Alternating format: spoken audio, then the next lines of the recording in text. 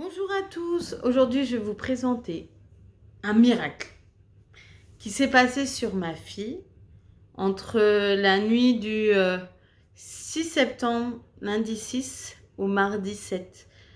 Pour moi c'est un vrai miracle.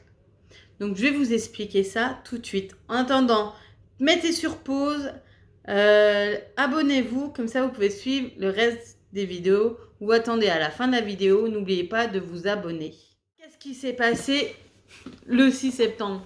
Lundi de la rentrée pour moi, reprise du travail, et Léa, reprise de la nounou, sa nouvelle nounou. Et là, Léa me tape un 39,8. Donc je fais ma petite routine normalement du matin. Puis au moment où de la réveiller, je la trouve bouillonnante. Mais bouillonnante, hallucinante. En gros, c'est ça. Une bouillotte, vous savez, quand il fait froid en hiver, surtout en Lorraine où je suis, on aime bien des petites chauffettes, des choses pour se réchauffer. J'aurais pris ma fille dans les bras, j'aurais eu extrêmement chaud. Alors, elle était pas bien. Elle s'était pas réveillée dans la nuit, mais elle était vraiment, vraiment pas bien. Donc, j'ai décidé de prendre sa température, 39,8, pardon. Et là, je fais quoi? Je vais prendre Doliprane. Je dis non, c'est le premier jour du travail, je peux pas faire ça. Ça sera abusé. Ils vont se dire, voilà, ça serait un peu compliqué. Donc, je décide de l'emmener quand même chez la nounou. Moi, je pars au travail. Je travaillais que jusqu'à 12h30 le jour-là. Donc, soulagée, rassurée. Et puis, je me dis, allez hop, on y va. Donc, je décide de bosser. J'ai un petit message dans la matinée en disant que Eléa, elle fait des gommettes, mais elle n'est pas super en forme. Bon, je la récupère à 12h30.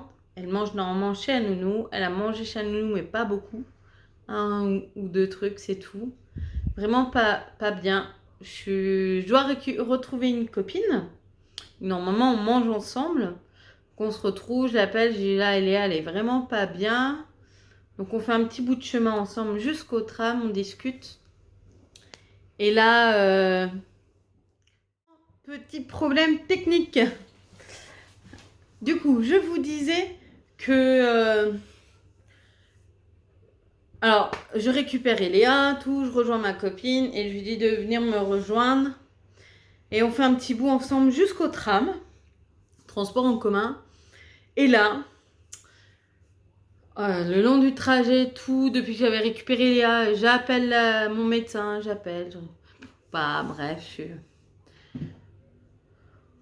un peu découragée, un peu inquiète parce que je me dis, ma fille, température, elle peut pas rester comme ça. Je veux dire, c'est pas agréable, rien. Elle tousse pas, elle se plaint pas de ses oreilles, elle a pas le nez qui coule. En fait, que de la fièvre, normal. Et là, je m'inquiète quand même un peu beaucoup. Et donc, je décide de rentrer. Je devais aller au centre-ville faire 2-3 trucs. Je décide de rentrer. Et donc, mon amie, elle prend le tram d'un sens et moi dans l'autre. Et j'ai une amie, donc, du coup, qui m'aperçoit au tram. Donc, à l'arrêt du bus, là, on discute. Et je dis, voilà, j'ai un souci. J'appelle, alors, j'appelle pas que mon médecin, hein, j'appelle d'autres médecins, hein, que ça répond pas, ou qu'ils sont surchargés, ou ils ont pas de place, ou ils prennent pas de nouvelles personnes. Alors, moi, je voulais juste qu'on prenne ma fille pour voir ce qu'elle avait et ce qu'il fallait faire. Et je voulais pas monter aux hôpitaux parce que je me suis dit non, c'est que de la fièvre, c'est pas grave, toujours une solution. Donc je croise mon Chloé, donc une amie, et là, donc celle que vous avez déjà vue normalement en vidéo, donc Chloé, me dit va voir, appelle mon médecin, elle doit avoir de la place. Elle prend toujours. Donc j'appelle le médecin de Chloé. Je lui explique ce qui se passe. Elle m'a dit, bah, j'ai un rendez-vous, mais 19h15. J'ai dit, ok, pas de problème. Donc l'après-midi, un peu inquiète, j'appelle 2-3 amis. Je leur dis que voilà, elle est pas bien. Je sais qu'il y en a qui prient pour moi. J'avais déjà prévenu des amis le matin. Et voilà, Eléa se repose, tout. Je dois préparer les papiers pour l'ancienne nounou. On va voir l'ancienne nounou. Elle me dit, ah oui, Eléa est vraiment, vraiment pas bien. Eléa se met à pleurer quand on est chez elle. Donc, incompréhensible. Hop, après avoir été voir l'ancienne nounou, je n'essaie pas de remonter à la maison. On va se poser un peu au parc. Elle est allée amorphe. Puis on commence à y aller tranquillement. Marcher, j'appelle en route une amie au téléphone. Parce qu'en étant maman toute seule, on a besoin aussi d'avoir des gens qui sont là pour nous... Comment on peut dire ça? Pour nous soutenir en fait. Souvent, il y en a qui vont appeler les parents, tout. Moi, je sais que j'ai une de mes sœurs de cœur, j'ai des amis, j'en ai même 2, 3. Quand je les appelle, je suis soulagée. Donc, je décide de... Voilà, je l'ai appelé. Et après ça, rendez-vous chez le médecin, 19h15, on arrive chez le médecin. 1 heure d'attente, je promets. Elle nous prend qu'à 20h15, 20h30. Elle dit, waouh, votre fille, elle est sage. Ma fille, c'est une princesse. C'est se tenir à l'extérieur quand elle le veut, bien sûr, mais elle est sage. Puis là, elle était amorphe, donc elle pouvait être que sage. À un moment, elle s'était endormie. Et là, je me suis dit, la dernière personne qui était avant nous passe. J'ai quand même un peu la réveiller parce qu'il faut qu'elle se fasse ausculter, voir ce qu'il y a. Puis ça, notre tour, on va dans le cabinet. Elle me dit, bah, qu'est-ce qu'il y a? Je dis, bah voilà, elle a de la fièvre. Et le médecin prend sa température. Alors, c'est le truc à flash. C'est pas forcément top parce qu'elle lui trouve 37, 38. Alors, rien du tout à voir. Mais quand elle la touche, elle dit, ah oui, elle est chaude. Donc, voilà. C'est pas du n'importe quoi. Et elle dit, bah, elle a rien à la gorge. Les ventres, ça va. Elle a rien, quoi. Mais elle a de la fièvre. À part la fièvre, elle a rien. Tout va bien, normal. Donc, pour voir qu'est-ce que c'est vraiment, elle demande des tests de sel, des sels et des urines. Et donc, du coup, on fait les tests de sel. Et donc, du coup, ça sera pour le lendemain. Là, je rentre à la maison. Donc, voilà. Je rentre à la maison, je commence à pas me sentir bien moi non plus parce que je suis inquiète. Je me dis, il faut que j'attende encore. Et de la patience et attendre, c'est compliqué. Hein. Et il me restait 1%. 1% de batterie. Moi, j'appelle Pascal, une amie, j'appelle. Et je lui raconte, et je lui dis ça, mais le médecin n'a rien trouvé. Et je commence à pleurer. Et je suis inquiète sur le trajet. J'ai un quart d'heure de marche, à peu près, même pas. Et Léa, elle est amorphe. Elle dort pas, mais elle est amorphe. Et on a l'impression qu'on l'a shootée, en vrai, hein, c'est ça, presque. Et elle est pas bien. Elle est inquiète. Et puis, donc voilà, j'ai appelé des amis, voilà. On fait un peu circuler l'info que Léa est pas bien. Et donc moi, je décide d'envoyer un message déjà à mes responsables, parce que du coup, du travail, parce que du coup, je vais pas travailler. Je préviens ma famille, parce que du coup, moi, je me suis dit, c'était pas grave, elle va trouver un rhume ou quoi que ce soit, et puis ça ira, voilà. Je commence à prévenir ma mère, mes frères, ma belle-sœur. Et puis, voilà, peu de tension, mais voilà. Et j'ai des amis, mon ami Pascal me rappelle, me dit Robert et Nanette viennent te voir. Ok. Et du coup, ils viennent, on prie pour Eléa. Ils prient pour Eléa. Puis je vais la coucher. Alors moi, quand je suis pas bien, je souris. C'est compliqué, mais en fait, j'étais heureuse qu'il soit là, soulagée. J'avais un sentiment de paix en moi, mais j'étais inquiète. C'est une sensation hallucinante. Et je me dis, bon, ça va aller. Puis ils partent, et puis je fais ma routine, tout. ma routine du soir, je m'occupe de moi, je m'occupe du chien et Léa, elle dort. Je sors le chien, je reviens, et Léa, elle est réveillée. Elle est pas bien. Je la couche sur le canapé, elle s'endort. Puis 1 heure et demie après, une heure et demie après, elle se réveille, elle pleure. Je la prends à côté de moi et elle se rendort. Et elle se réveille. Et elle se rendort. Et puis comme ça, jusqu'au lendemain matin. Et elle dort. Et puis elle commence à bien dormir. Et puis le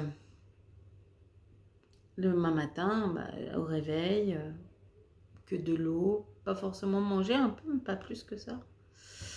38 de fièvre. Waouh, c'est descendu. Merci Seigneur. Première chose. Puis dans la journée, ça continue. 37. Et il faut savoir que durant la journée, c'était la journée où il fallait faire les tests. Donc, le matin, à 7h, on y va pour 7h30, 8h, on va au labo. Oui, parce que je l'ai emmenée et puis elle s'est réveillée. Je l'ai emmenée au labo. On s'est recouché après. Elle est réveillée à 10h. On va au labo. Et on fait des tests. Ils me donnent ce qu'il faut pour l'urine et pour les selles. Donc l'urine, c'est une pochette. C'est une poche qu'il faut coller sur le sexe. La première tentative, ça marche pas parce qu'en fait, elle a fait ses selles, ça a débordé, il y en a partout. Ok. Soit.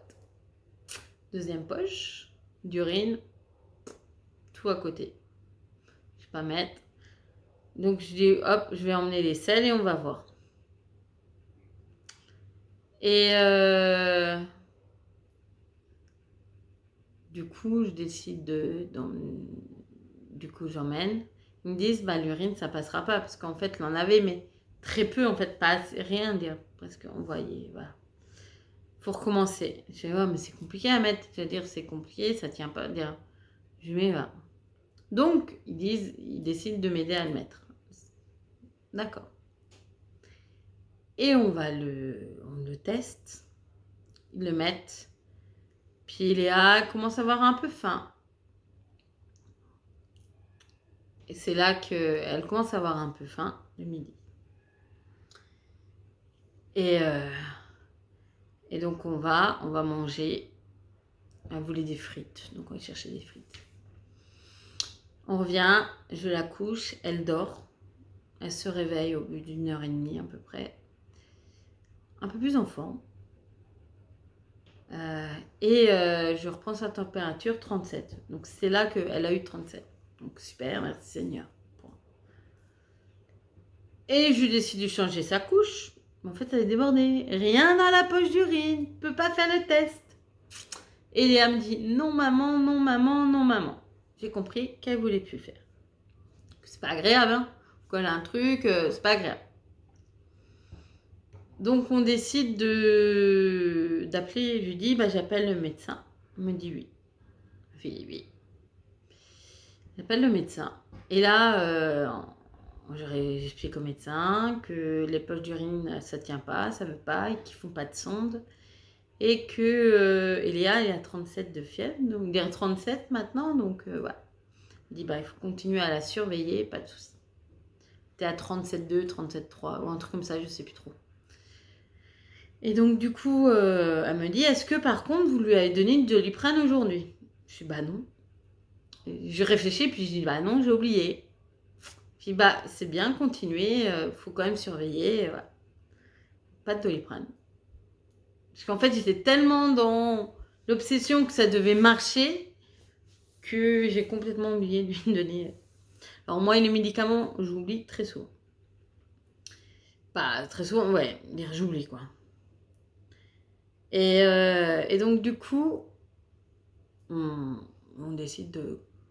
Voilà, on me dit, faut la garder en surveillance. Donc je préviens les gens, je dis, voilà. Alors, avant de prévenir les personnes, je raccroche avec le médecin et je lui dis, Léa, t'es guérie. On n'a plus besoin de faire la poche d'urine. Tu es guérie, t'as plus de température. Et j'ai dit, il faut dire merci au Seigneur.